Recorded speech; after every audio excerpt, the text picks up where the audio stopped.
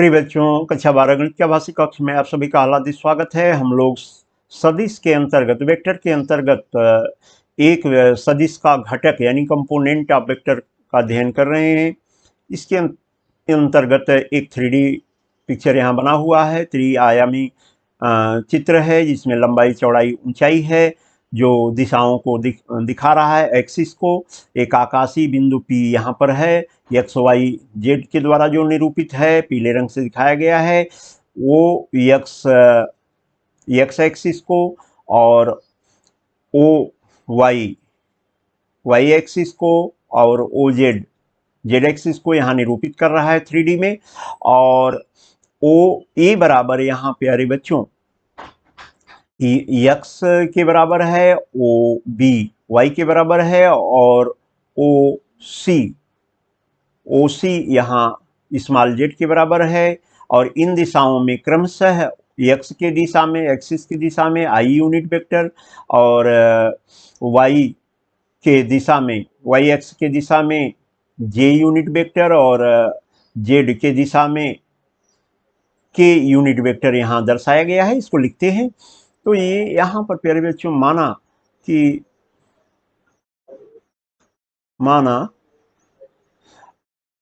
आकाशीय बिंदु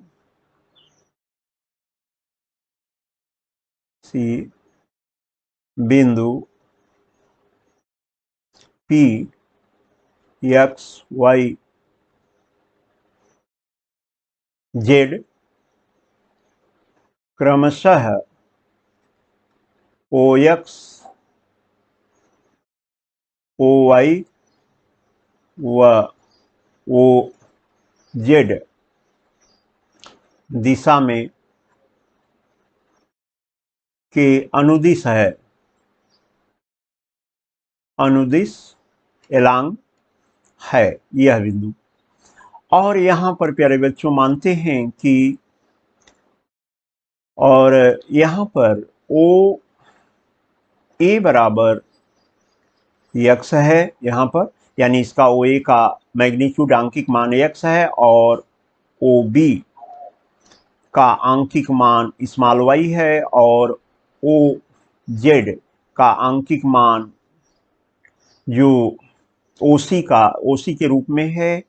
तो ये आप ओसी के रूप में ले रहे हैं। ओसी का आंकिक मान स्मॉल जेड है और ओ एक्स ओ वाई व ओ जेड के अनुदिश एलांग, मतलब इन दिशाओं में अनुदिश स्थित एकांक सदिश यानी कि यूनिट वेक्टर्स एकांक सदिश क्रमशः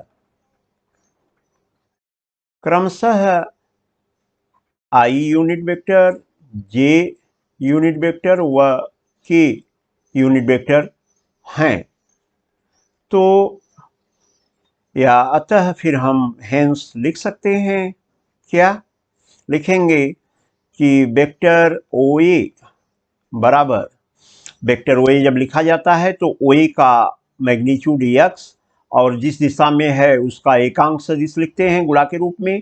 तो यहाँ आई कैप लगा देंगे, ओ ए बराबर एक्स आई कैप, ओ बी वेक्टर बराबर ओ ए वेक्टर के रूप में है, ओ बी वेक्टर के रूप में है यहाँ।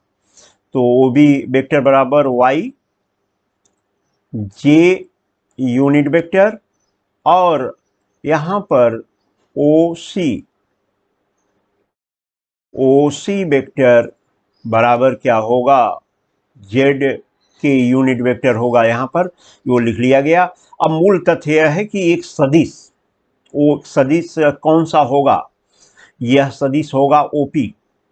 माना ओपी, जो पहले एक सदिश निकालेंगे फिर उसका घटक निकालेंगे, घटक आई जे के लगे हुए यूनिट वेक्टर्स के गुणक के रूप में होंगे। तो ओ पी लेते हैं यहाँ बराबर ओ पी वेक्टर बराबर आर मान लेते हैं, जो यहाँ चित्र में दिखाया जा रहा है। ओपी बराबर ये स्मॉल आर से वेक्टर के रूप में दिखाया जा रहा है, और इसका जो मान है ओपी वेक्टर का, वह वेक्टर के ट्रायंगुलर मेथड से यानी कि त्रिभुजीय नियम से आप निकालेंगे, जिसमें आप तीन भुजाओं को जोड़ने का जो नियम है उससे वेक्टर ओपी प्राप्त कर रहे हैं।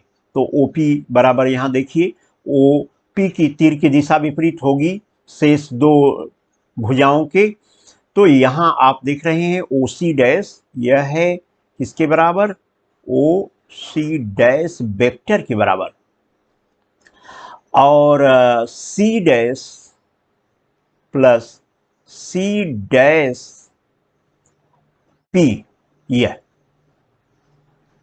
वेक्टर। तो आप यहां देख ले रहे हैं ओ सी डैश का तीर का निशान और सी डैश पी का तीर का निशान एक दिशा में है, और ओपी जो है उसके तीर की दिशा इन दोनों तीरों की दिशा के विपरीत है। इस तरह से आपने प्राप्त कर लिया है। अब ओ सी डैश का मान निकालिए। ओ सी डैश क्या होगा, यह परिणामी होगा, और ये किसके बराबर होगा प्यारे बच्चों, देखिए चतुर्भुजी जो नियम है, जो ये आप उससे निकाल रहे हैं, तो ये किसके बराबर है, ओ सी डैश किसका परिणामी है, ओ ए वेक्टर धन ओ ए वेक्टर धन ओ बी वेक्टर के परिणामी के बराबर प्यारे बच्चों ओ सी डैश वेक्टर है। तो ये लिख लिया हमने। और सी डैश पी किसके बराबर है, सी डैश पी को देखिए जरा सा, और ये कर्सर को देखिए ओ सी, तो यह ओ सी वेक्टर के बराबर है। तो आप लिख देंगे कि O C vector is equal to C dash P vector. तो ये इसके बराबर आप लिख ले रहे हैं, और इनका मान रखिए। ओ ए वेक्टर का मान प्यारे बच्चों क्या है, जो आपने माना है, देखिए यहां क्या माना है, एक्स आई यूनिट वेक्टर और प्लस वाई जे कैप यानी unit vector plus O C vector का मान क्या प्राप्त किया है, जेड के यूनिट वेक्टर प्राप्त कर लिया है। इस तरह से आपको यह वेक्टर जो एक सदिश है वह प्राप्त हो चुका है। अब के घटक अब ये वेक्टर के रूप में आप लिख रहे हैं, यहां भी वेक्टर आप लगाएंगे आर वेक्टर, तो आर वेक्टर एक सदिश हो गया, और उसके घटक क्या होंगे, घटक यही तीर जो अंडरलाइन कर रहे हैं वही होंगे, के सदिश घटक